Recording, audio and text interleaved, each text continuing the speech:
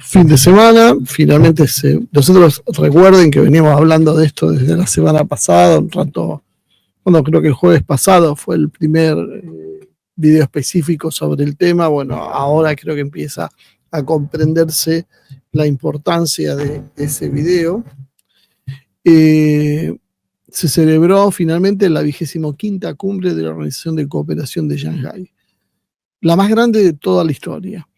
Se celebró entre el 31 de agosto y el 1 de septiembre, participaron los 10 Estados miembros, que esto a muchos no le dice muchas cosas, pero es importante sobre todo porque son los ejes más importantes: China, Rusia, India, Pakistán, Irán, Bielorrusia, Kazajistán, Kirguistán, Tayikistán y Uzbekistán. Ven como a veces algo que arranca no pareciendo ser tan importante va creciendo. Después a eso se sumaron una docena aproximadamente de países entre observadores y socios del diálogo. Entre ellos estuvo nuestro nunca olvidado Erdogan, el presidente de Turquía. Turquía finalmente cada día se corre un poquito más lejos de Occidente.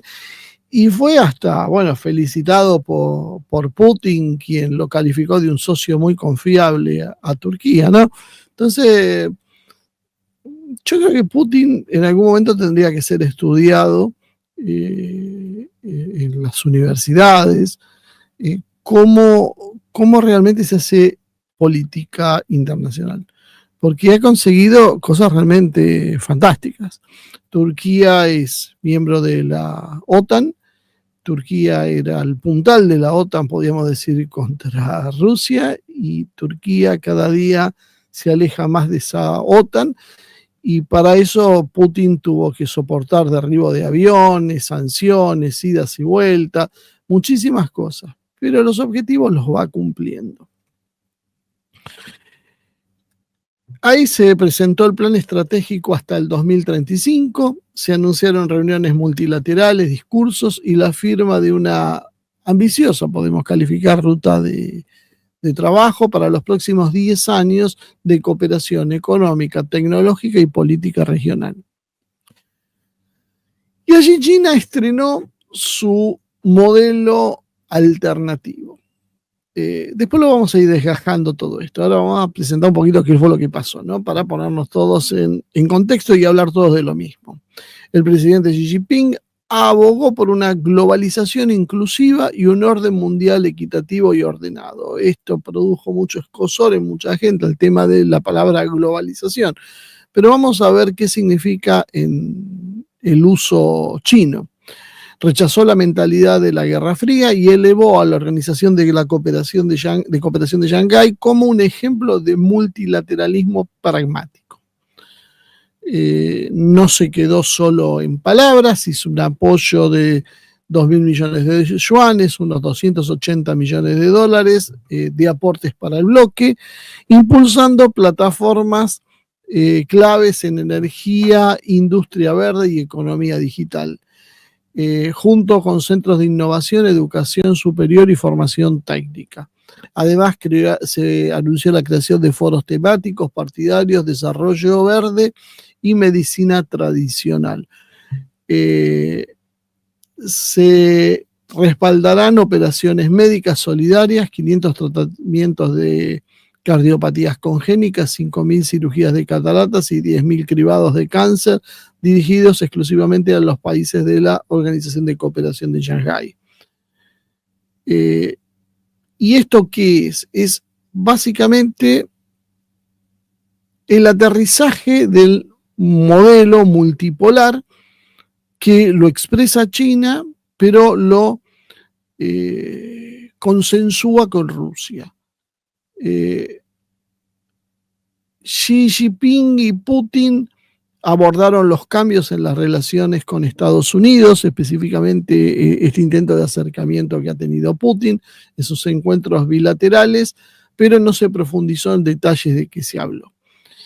Modi, el primer ministro de la India, tuvo un papel protagónico, podríamos decir, con Putin también, y quedaron en fortalecer los vínculos bilaterales en la reunión privada que tuvieron.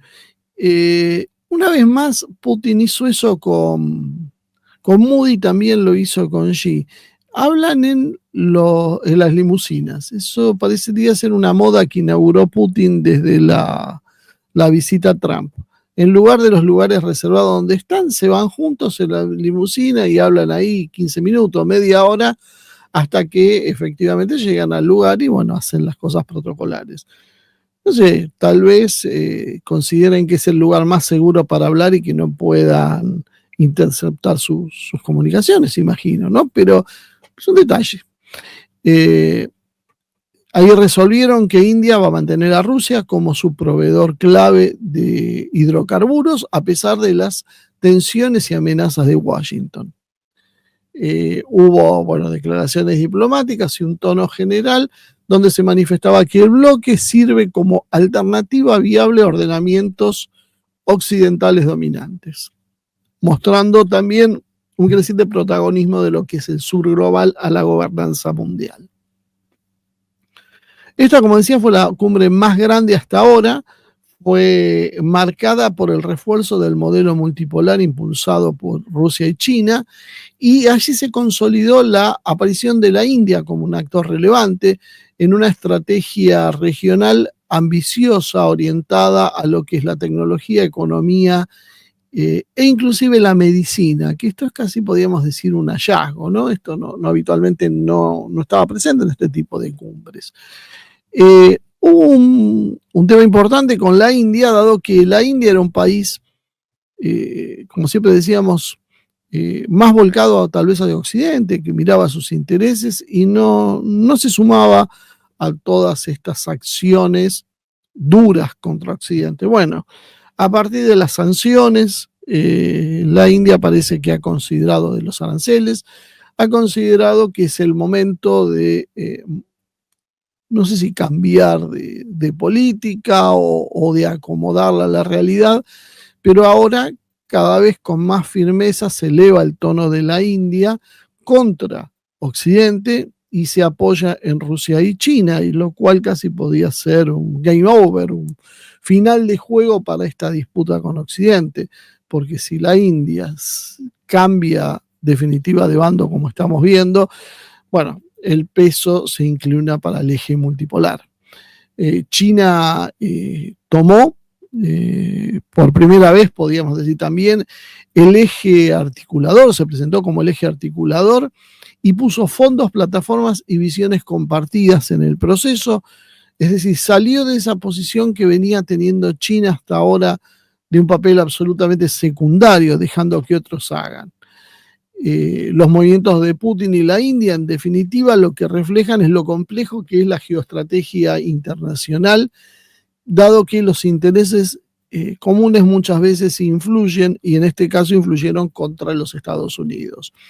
Putin declaró también en una reunión de la Organización de Cooperación de Shanghái ampliada, esta que estamos viendo, que los valores tradicionales deberían volver a ser prioritarios en la agenda tradicional, en la agenda internacional, ¿no?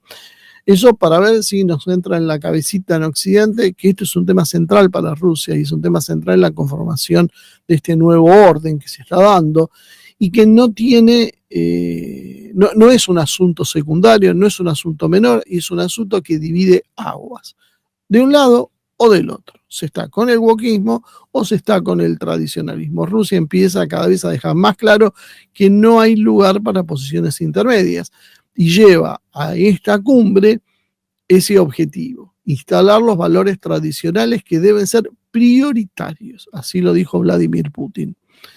Y bueno, de hecho ahora están apostando mucho a un festival que están haciendo para promover los valores culturales y espirituales como una especie de contraposición al de Eurovisión, que promueve lo contrario. Xi Jinping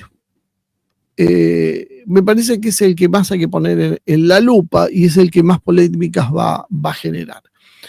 Porque él hizo un llamado muy fuerte a la OSS para defender la globalización inclusiva y un orden mundial equitativo y ordenado, buscando desplazar los modelos dominados por una sola potencia hacia la gobernanza más justa. Bueno, claramente esto es una declaración contra los Estados Unidos, donde instala que China no acepta otro orden que no sea un orden multipolar, y lo hace reafirmando que rechaza la mentalidad propia de la Guerra Fría, es decir, de un bloque contra otro, rechaza el concepto mismo de confrontación de bloques y de la propia intimidación, ¿no?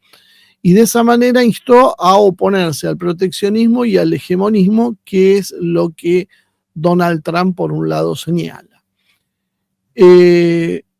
También subrayó que la OCS debería ser un ejemplo de un enfoque multilateral pragmático, basado en la cooperación constructiva, respeto mutuo y beneficios compartidos. Argumentó que este modelo contrasta con la política internacional caracterizada por la imposición de políticas unilaterales o coercitivas. Y este es un tema central que vamos a ir discutiendo hoy, porque en definitiva, China, cuando habla de cooperación constructiva, respeto mutuo y beneficios compartidos, es parte del discurso histórico de cualquier diplomático chino en cualquier ámbito. Siempre va a decir algo más o menos parecido. ¿Por qué dice eso?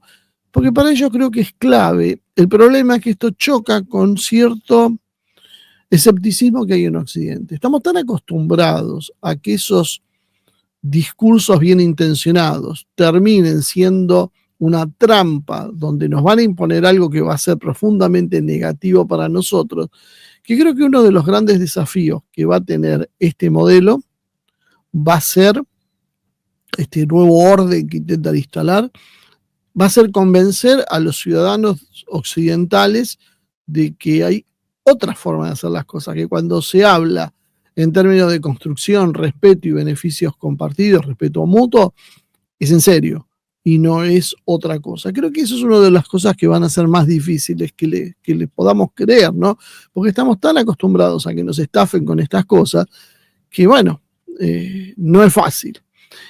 Y allí China presentó la iniciativa de gobernanza global. ¿Qué es la iniciativa de gobernanza global? Es una acción que se basa en 5 ejes fundamentales: igualdad soberana, respeto por el derecho internacional, multilateralismo enfocado y centrado en las personas, y acción práctica. Dentro de esto hay otras iniciativas subalternas, como el desarrollo global, la seguridad global y la civilización global.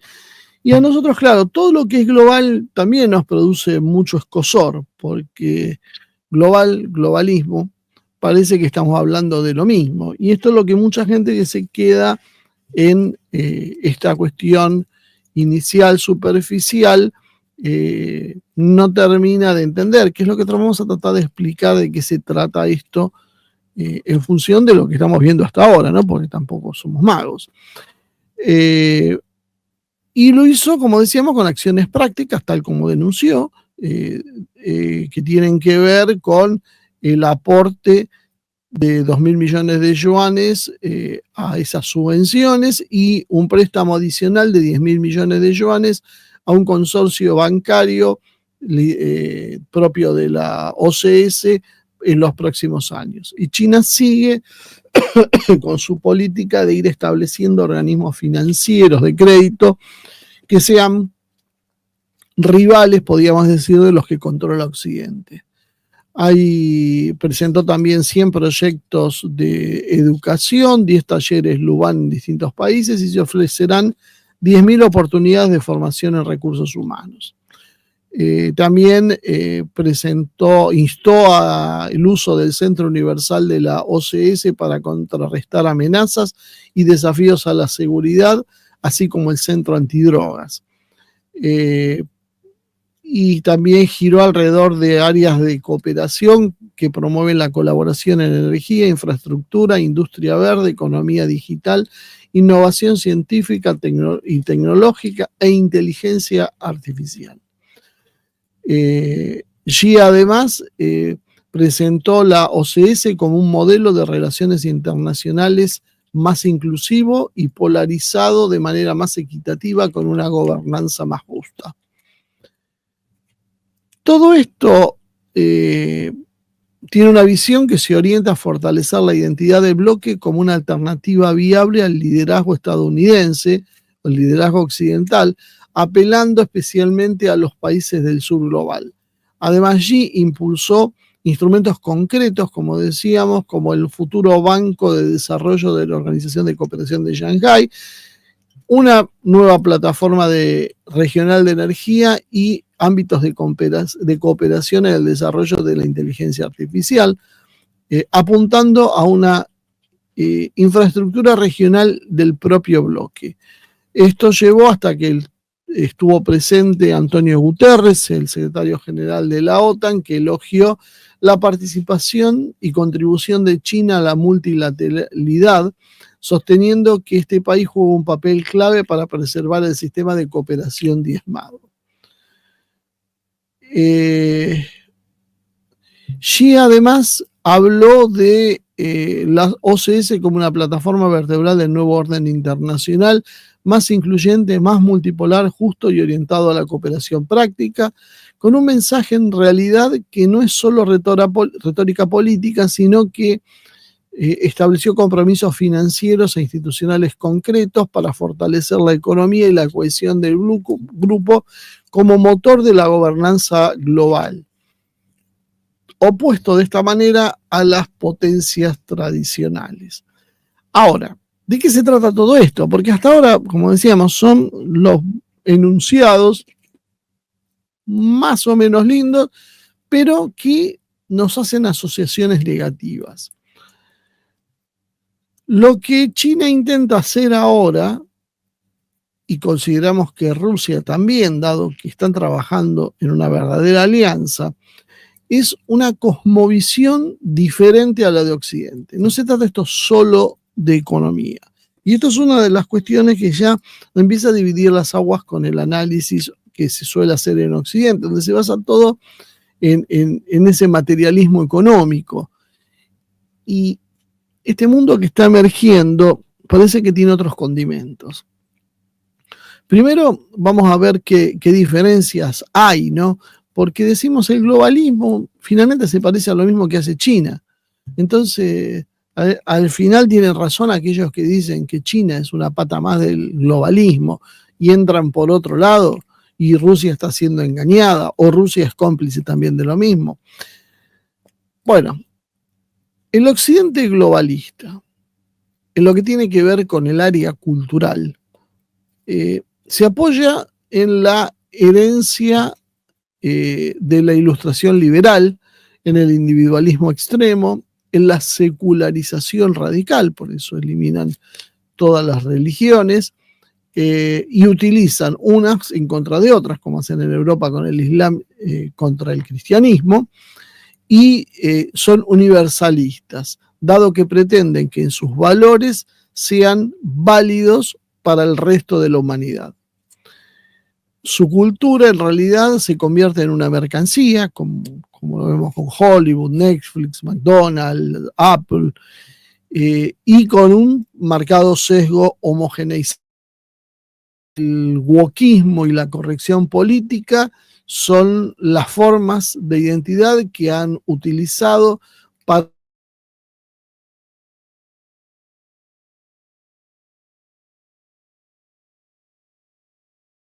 religiones. Simplemente se crea artificialmente una serie, un decálogo de comportamientos que son aceptables y que son deseables bajo este gran manto que es el wokismo. A esto, ¿qué le opone la multipolaridad? Aporta desde China una tradición de civilización confucianaria, donde lo central, a diferencia del occidental, es la armonía social y la jerarquía natural de roles. Que esto no es necesariamente el individualismo occidental, es la jerarquización de roles, donde no todo es lo mismo y donde hay que respetar a los que más saben, a los que son más ancianos, etcétera, etcétera, ¿no? China respeta la diversidad cultural, dado que no exporta valores morales universales. Los valores morales de China son para China. Ellos lo que impulsan es el principio de cada civilización tiene su modo, su forma. Y allí la cultura puede ser parte de un poder blando, como es la lengua, la medicina tradicional, la gastronomía, la filosofía, pero sin imponer su adopción. Es decir, esto un poco lo hablamos el otro día, no va a venir China y no va a decir, bueno, de ahora en más los hospitales atienden todos con acupuntura, porque es lo que vamos a imponer, la medicina tradicional china, porque es lo mejor, lo más avanzado, y después vamos a empezar a sancionar al que no lo haga. China le ofrecen esa competencia, te dice, está esto, te ayudamos, te damos una mano con esto, pero hasta ahí llega. A diferencia de lo que hace Occidente, que sí te lo impone. Y este es en definitiva el mismo modelo que pretende Rusia. No porque Rusia sea confucionista, no tiene una tradición civilizatoria confucionada, tiene una tradición civilizatoria eslavo ortodoxa, podríamos decir, donde sus valores tienen que ver con otra identidad. Pero ¿qué tiene en común? Que comparte la idea de que cada uno lo haga dentro de su modelo. O sea, los chinos tienen que comportarse y actuar y hacer las cosas como ellos las han hecho siempre, de acuerdo a la tradición china. Los rusos tienen que hacer lo mismo, pero como lo han hecho los rusos, no como lo hacían los chinos. Entonces los rusos quieren su tradición, lo cual les da un punto de unidad con China. Son distintas las cosas que quieren, pero los dos respetan que cada uno tenga su camino. Y la India, con Modi, entra en la misma sintonía. Ellos son otra civilización, son una civilización hindú, mayoritariamente, pero con características propias que exceden el hinduismo, y ese desarrollo es el que ellos quieren mantener. Entonces, ¿qué le dice Rusia y China? Bueno, ustedes sigan con su modelo. Eso es la multipolaridad en realidad. No es yo le impongo a otro país como yo veo las cosas. Es cada uno va con la suya. O sea, hagamos las cosas que nos sirven a todos, pero sin imponerle al otro. En lo que tiene que ver con la política y gobernanza, el occidente globalista defiende un orden unipolar bajo la hegemonía de los Estados Unidos, del mundo anglosajón, con aliados como la OTAN, la Unión Europea, el FMI, el Banco Mundial, etc. Utiliza instituciones globales como las Naciones Unidas, pero solo cuando les conviene. En la práctica, lo que funciona es la regla del más fuerte, ¿no? El famoso derecho internacional que escriben según a ellos les interesa. Por ejemplo, en el caso de Malvinas. Simplemente el Reino Unido no tiene ganas de hacer caso y no le hace caso a la ONU, porque siempre encuentran una forma de bloquearlo o simplemente porque desobedecen, como hace Israel también. Imponen sanciones, cambios de regímenes y guerras humanitarias como instrumentos de control, y predomina la democracia liberal de mercado presentada como una única forma legítima de gobierno. Eso lo vemos todos los santos días. La única forma aceptable para Occidente es la democracia del libre mercado. Si no hay libre mercado, no se puede empezar a hablar. Es la condición sine qua non que ellos imponen. China, es decir, la multipolaridad, defiende un orden multipolar con varios polos de poder. India, China, Rusia, Irán, Turquía, Indonesia, lo que se vaya gestando. Por eso yo digo que para Iberoamérica, para la hispanidad, tendríamos que encontrarle una vuelta, porque ese es el espacio que hace una década que venimos diciendo que se iba a abrir. Se abre el espacio para un espacio grande, para un ecumen, no para alguien en forma individual, y ahora no va a ser de seguidismo un poder, sino que va a haber muchos poderes y podemos elegir seguir a alguien o podemos ser un poder propio. Bueno, creo que deberíamos elegir ser el poder propio. ¿Tenemos con qué? Tenemos una tradición y tenemos una historia que lo avala. Solo hace falta entenderlo. Promueve también el principio de no injerencia, donde cada país, como decíamos, puede elegir su sistema político. Entonces nosotros vemos que en esos grupos puede unirse un país islámico con un país ortodoxo, con un país monárquico, con un país socialista, porque hay espacio para que cada uno, vuelvo a insistir, tenga su propia expresión. Se legitiman entonces distintos modelos de gobierno, que puede ir desde una democracia parlamentaria, como pues, las que abundan en Occidente, hasta un sistema más centralizado. El modelo económico occidental es otra de las diferencias. El modelo occidente está basado en las finanzas especulativas, en el dólar como modelo dominante, moneda dominante, y en cadenas de valor controladas por corporaciones occidentales. ¿Ves lo que siempre hablamos? Por eso marco la cuestión de Trump, que quiere desmantelar las cadenas de valor para que se produzcan en Estados Unidos. Bueno, esto desmantela el modelo globalista. Por eso es útil que Trump esté sentado donde está sentado. El modelo económico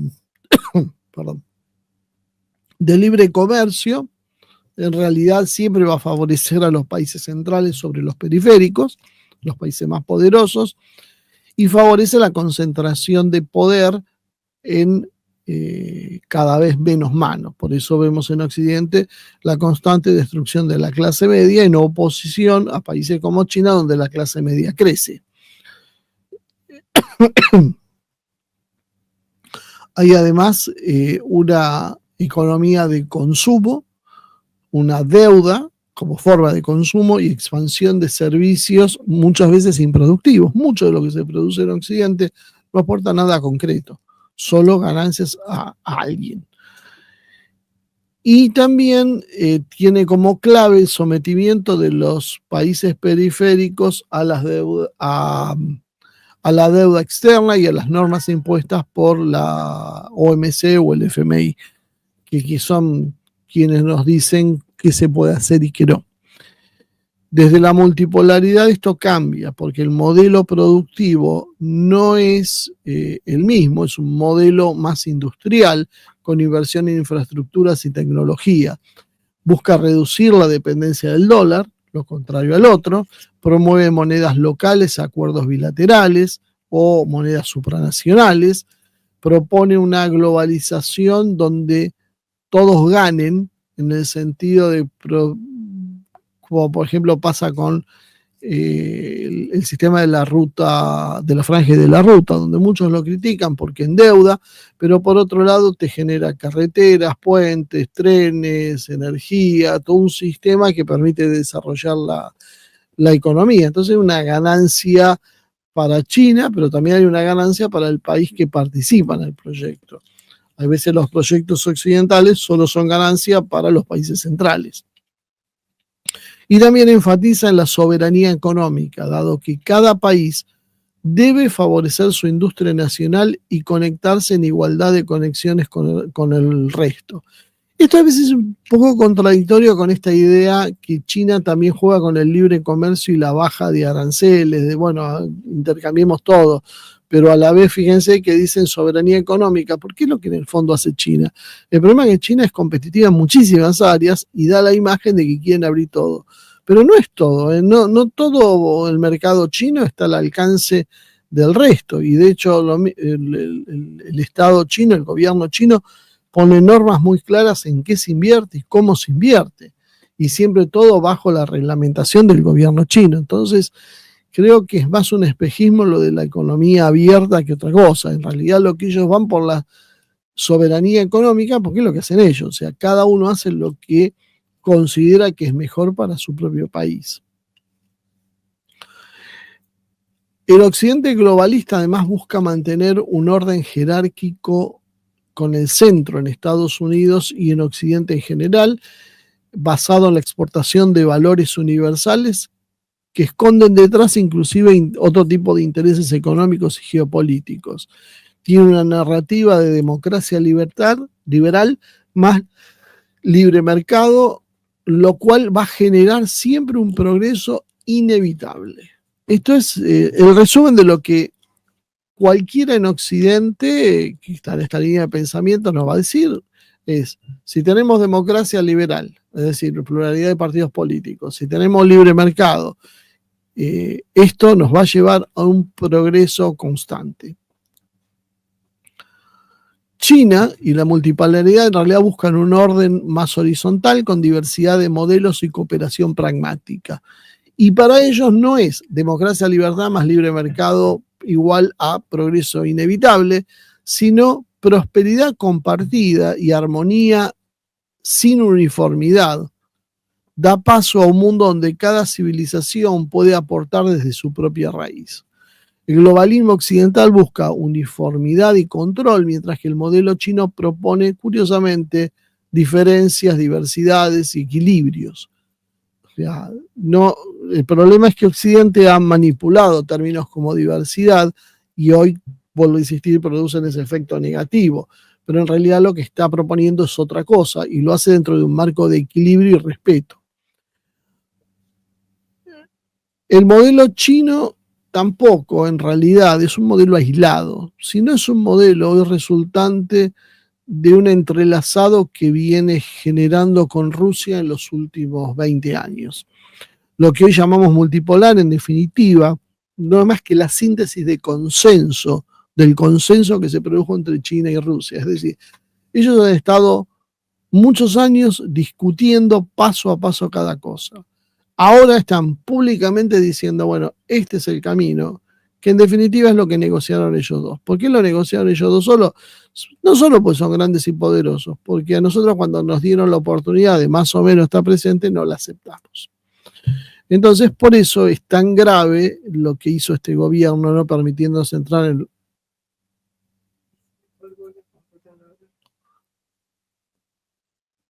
Estoy sin audio.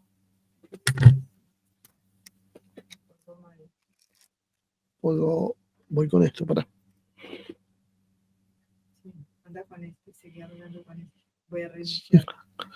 Bueno, una pequeña falla técnica, así que vamos a... Bájame ese audio, por favor.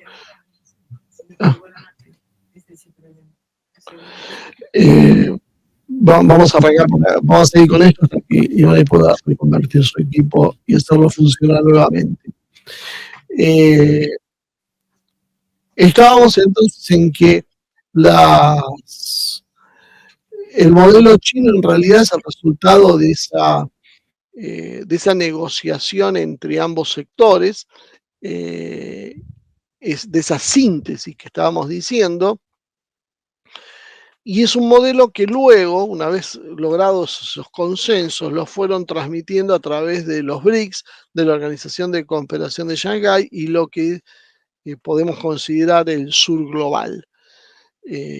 Los que lo quisieron aprovechar, bien, los que no lo quisieron aprovechar como nosotros, bueno, ahora corremos más de atrás gracias a la estupidez de nuestra clase política. ¿En qué coincidían, podríamos decir, Rusia y China? En el rechazo al unipolarismo. Ambos coinciden en que Estados Unidos y sus aliados no deben seguir imponiendo reglas al mundo. En que la soberanía es un principio rector, es decir, cada país debe tener su propio sistema político y elegir su camino económico, sin recetas externas que se impongan, sin un FMI que nos venga a decir lo que tenemos que hacer. Diversidad cultural y política. Moscú y Beijing entienden que el mundo equilibrado no puede ser homogéneo y que debe respetar identidades nacionales y civilizatorias. A diferencia del globalismo, no intenta imponer esa visión global, sino la visión propia de cada lugar.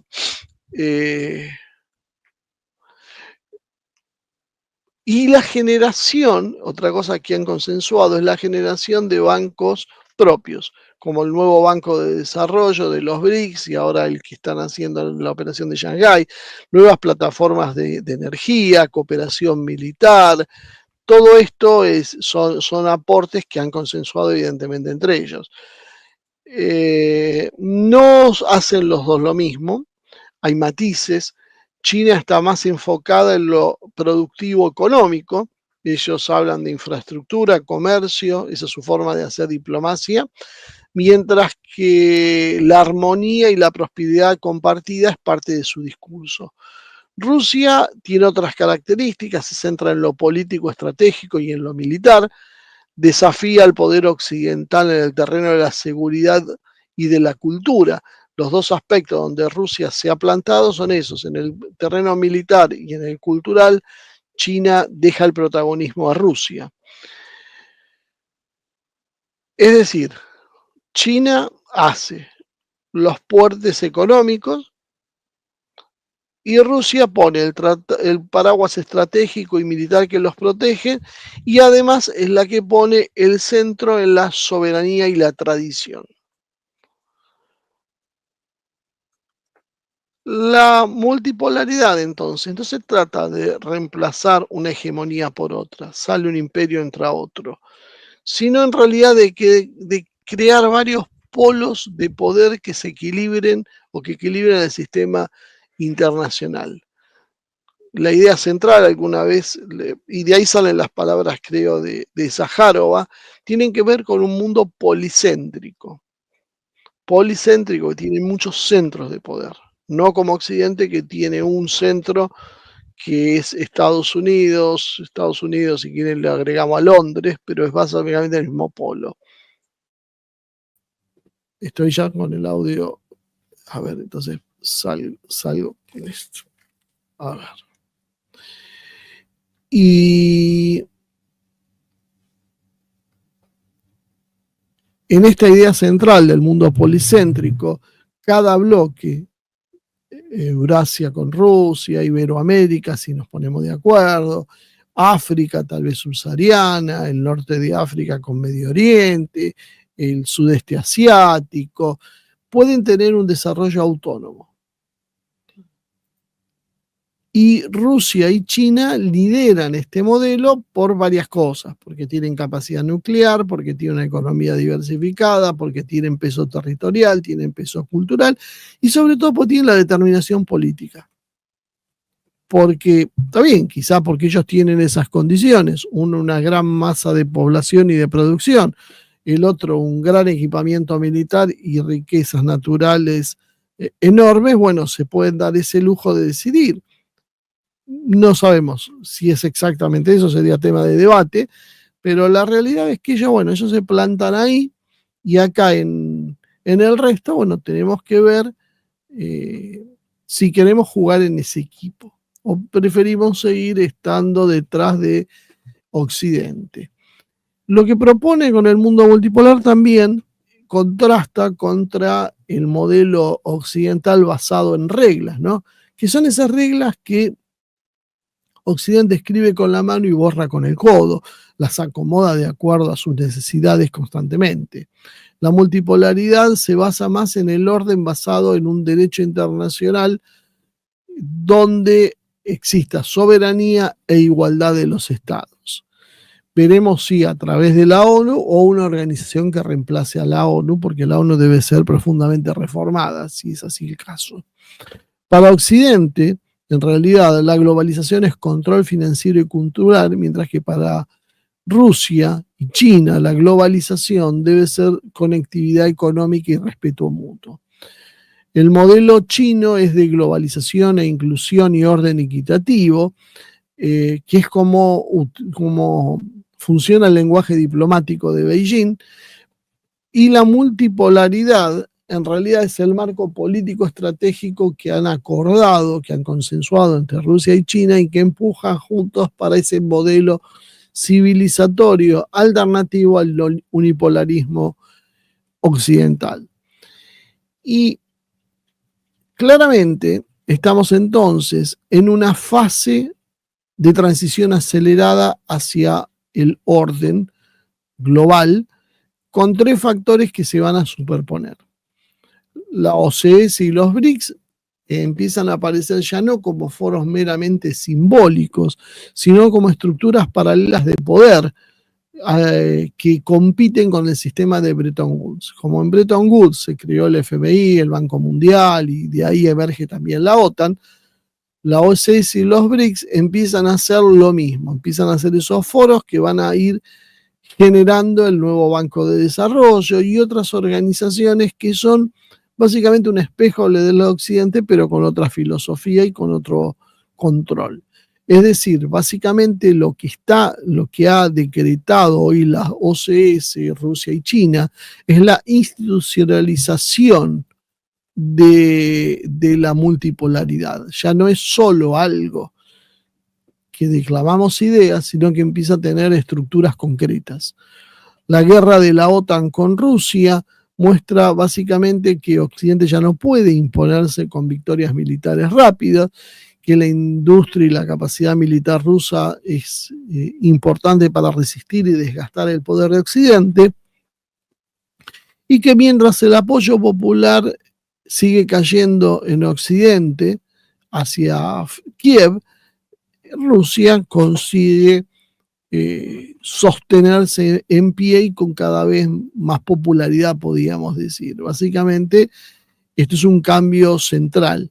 Y la tensión arancelaria que generó Trump frente a China indica que la batalla en realidad también ya se traslada al comercio y a la producción, debilitando entonces la narrativa que hablábamos del libre mercado globalizado que Occidente usó durante décadas.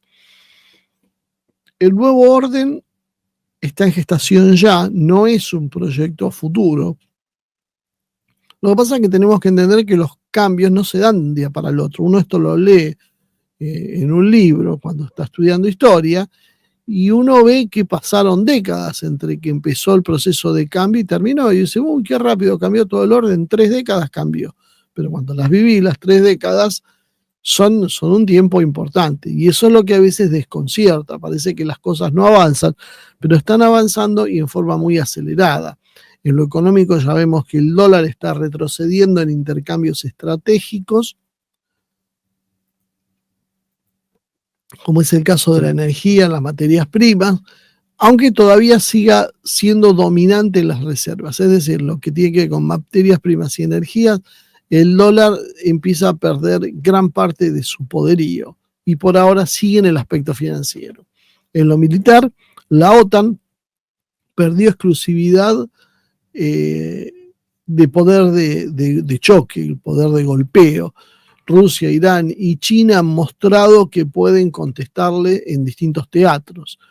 En lo cultural, la narrativa occidental del wokismo y derechos humanos selectivos se termina agotando y no termina por seducir al sur global que se va sublevando. Entonces hoy vemos una coexistencia forzada de dos órdenes, el occidental en plena decadencia y el multipolar que está emergiendo. Ese es el proceso que estamos viendo. Por eso siempre trato de explicar que a medida que Rusia y China puedan evitar la confrontación directa con Occidente, este proceso va a seguir actuando. Cada vez Occidente va a ser más débil, cada vez la multipolaridad va a ser más fuerte. Por lo tanto, se evita la posibilidad de que en una guerra se extermine a 3/4 partes del planeta, como sería una guerra nuclear. Entonces, el conflicto de Ucrania básicamente es lo que ha marcado esa fractura.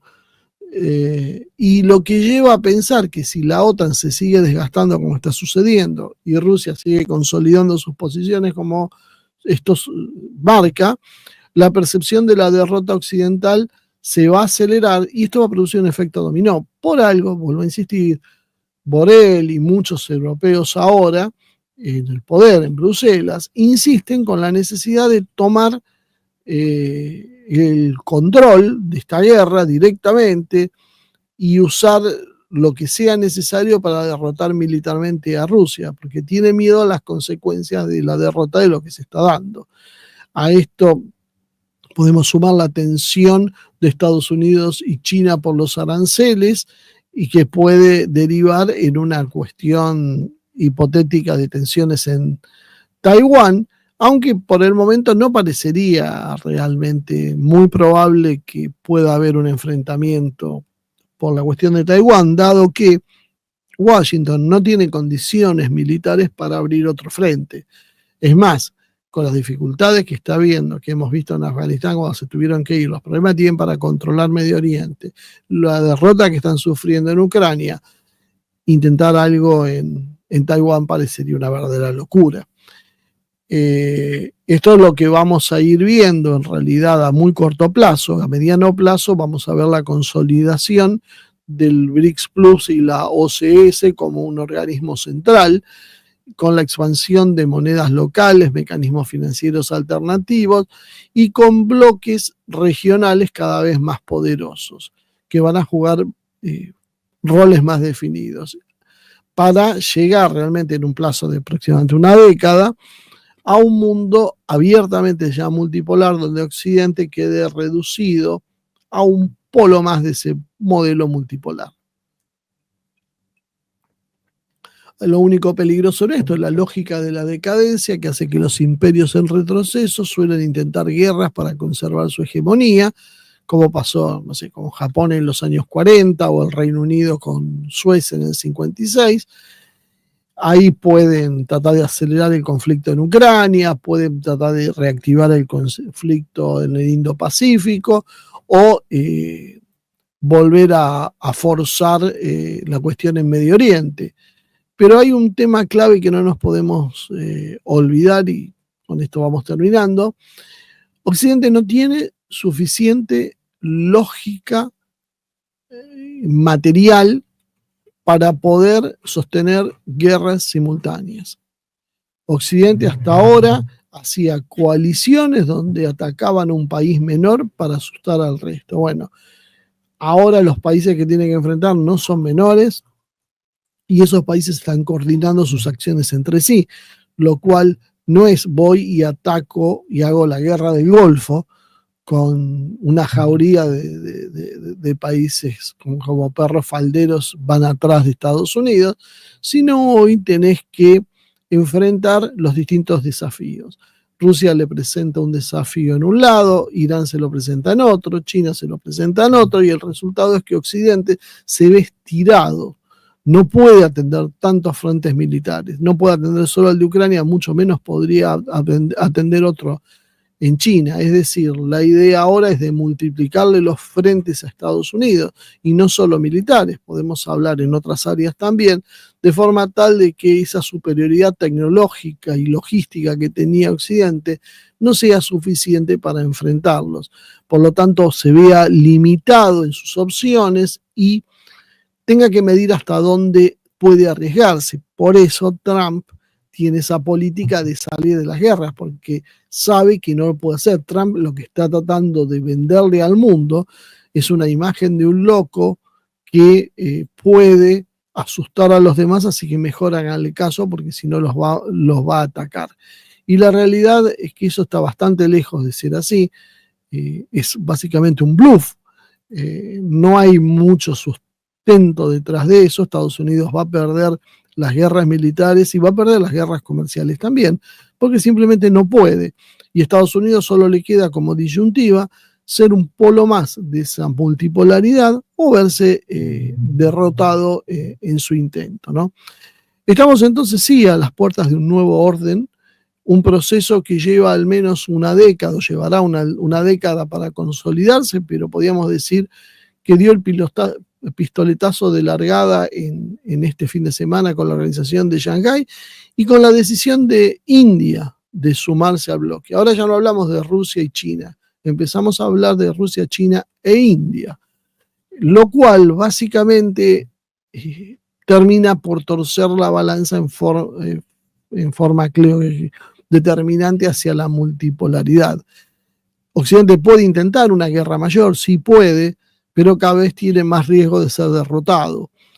Lo más probable entonces es que intente responder con guerras híbridas, con guerras proxy, sanciones y más caos controlado, pero debería evitar el choque frontal con las otras dos potencias, que son Rusia o China, porque no tiene posibilidades de ganar. Entonces solo un modelo como el globalista, pero ya con tintes más, podríamos decir, metafísicos, que busque la destrucción de todo, solo puede explicar una locura tal como una guerra nuclear contra Rusia y China, sino simplemente Occidente no le queda otra que aceptar que ha sido derrotado.